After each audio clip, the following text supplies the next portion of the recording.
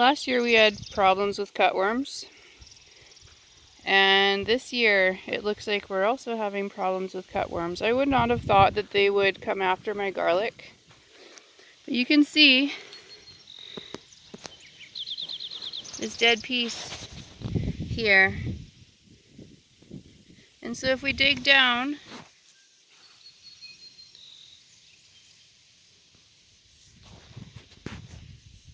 we should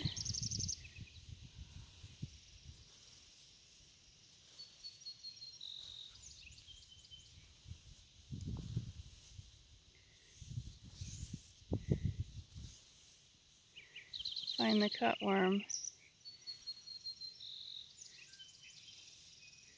The ones we found so far this year already have been very, very small. There, you see this? Where's my finger? Right here. Right in front of my finger underneath this piece of grass, or a little piece of straw, is a cutworm. And so what these little guys do is they'll wrap around. Sorry, where is he? I'm going to point. There we go. This one. They wrap around the plant and then cut it off. And then they kill it because they cut it below where it's growing. So I'm going to squish this guy. Maybe I'll show you a little bit better what he looks like. They usually curl up. You can see.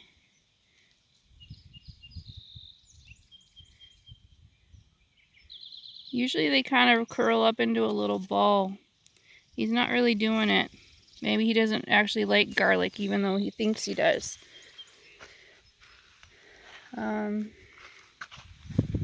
Maybe I won't show you him getting squished. Okay, he's gone. But anyways, so see what it did. It cut right here. It cut off my garlic. So the leaf fell over. You can see it's got its damage here. It fell over and it killed it. And that's what they do. They'll just go along with your peas or your corn or your garlics. Apparently, look, here's another one. Found another one. See how it curled up? That's normally what they look like. And they actually usually, yeah, see? Like that. Okay. Kill them good. But yeah, they'll kill plant after plant after plant. And I've had them in my peas, in my row of peas, and they'll just like kill the whole thing. So they're very terrible to have. So if you ever see plants that just all of a sudden die, you see like the top of it is fallen over, kind of like that. Probably it's a cutworm on a young plant. Let's see if we can find another one here, which I don't want to see, but we have found a couple the other day. Yeah, look here. Here's one fallen over. Here's one fallen over. And here's one fallen over. So definitely there's cutworms inside here. I'm going to dig these guys up, and then later on, after I've found as many cutworms as I can, I'm going to sprinkle this here. It's called diatomaceous earth, and it supposedly gets into the exoskeleton of a insect, a worm, and it'll kind of just like, it's a natural insecticide, I guess. It kind of cuts them, and then they can't keep going, and they just die. And it's just a natural way of controlling them, because these are quite a destructive thing. And the diatomaceous earth is just a natural product, and so it's not going to hurt my soil, and it's not a chemical that I need to worry about using in my food. So I'll show you that later. I'm going to keep digging here and see how many more cutworms I can find.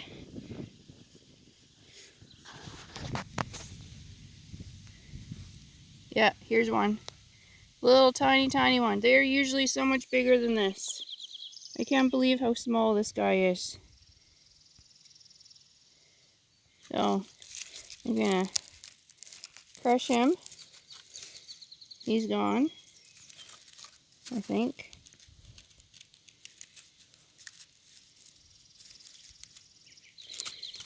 And I'm gonna see if there's more. Never have we had small cutworms like this. They're always, see, there's the cut piece of garlic. They've always been so much bigger. They're usually like an inch long, and they're fat. And these guys are just tiny. But maybe it's because it's so dry. Alberta has barely had, at least our part, there's barely been any rain this year. So maybe the plants are small and the bugs are small, maybe. I don't know.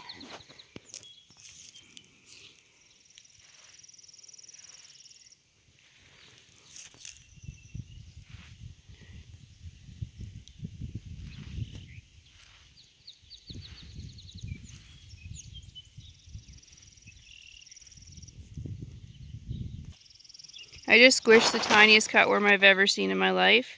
But look, he's got green in him. That's my garlic.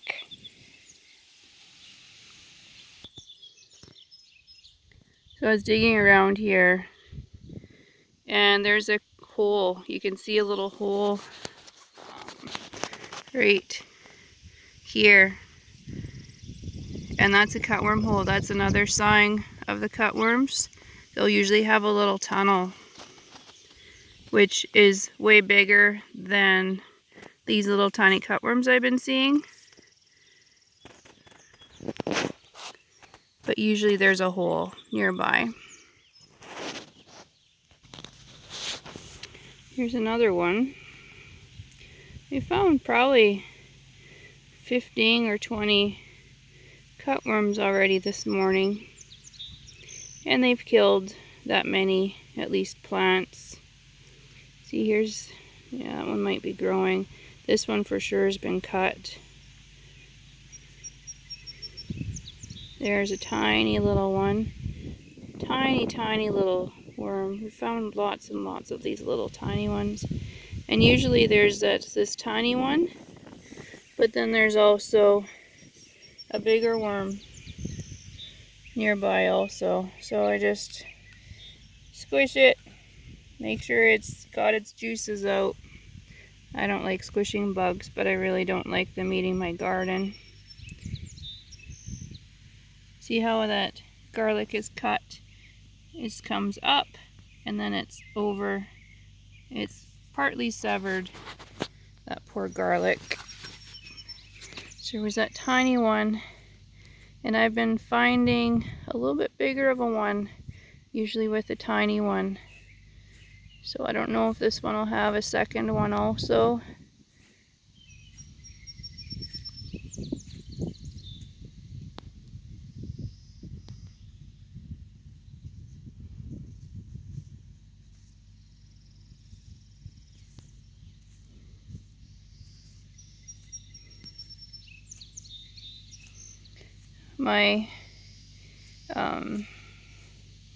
My method before used to be to take a lot more soil per movement, and then I wouldn't find the cutworms.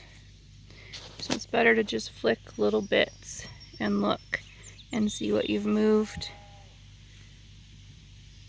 And then you have more of a chance. See, here's one. I would have missed that completely. Little tiny little one.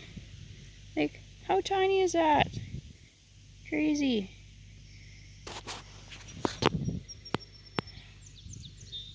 Another squish.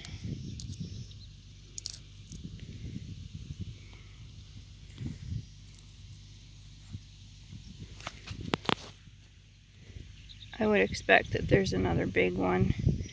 in here.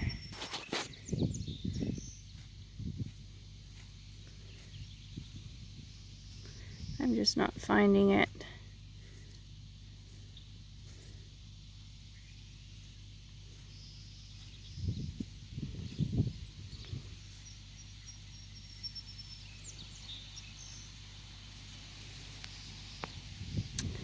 I don't see it. I'm going to put the diatomaceous earth on.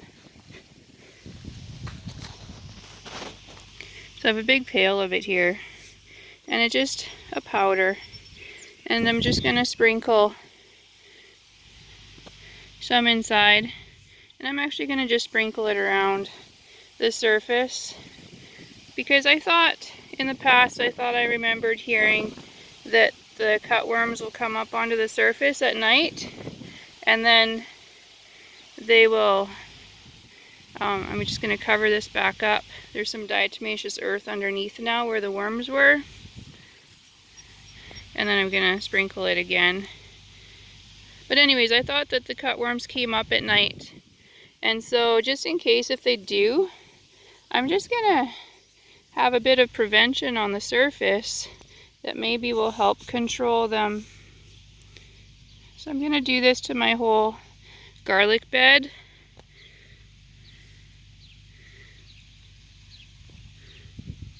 And like I say, it's not going to hurt us. It's a completely natural product, but it gets into the insect. I think it just rubs on them and cuts them, makes little tiny cuts, and then it'll kill the cutworms. So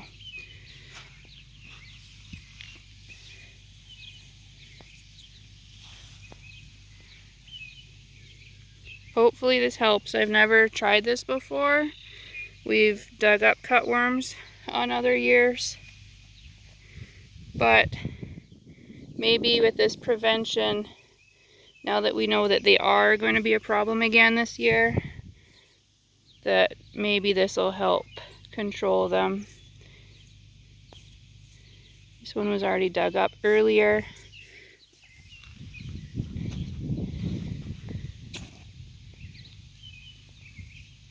So I put some diatomaceous earth on and then covered it back up, and then put it on top again, just in case. This is a weed. He doesn't need any diatomaceous earth. So that's what it'll look like.